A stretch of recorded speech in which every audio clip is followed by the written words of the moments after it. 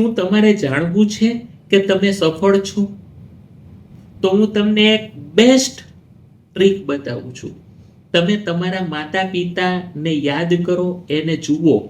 જો તમારા માતા પિતાના ચહેરા ઉપર થાક દેખાય, અજંપો દેખાય, ગ્લાનિ દેખાય, દુઃખ દેખાય, તૃણા દેખાય, ભય દેખાય, તિરસ્કાર દેખાય, નફરત દેખાય કે વેદના દેખાય, તો તમારે સમજી લેવાનું કે તમે સફળ નથી.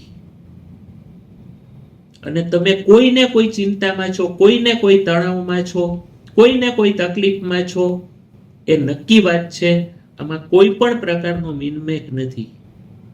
તો હવે સફળ થવા માટે શું કરવું જોઈએ એ મારે તમને કહેવાની જરૂર નથી.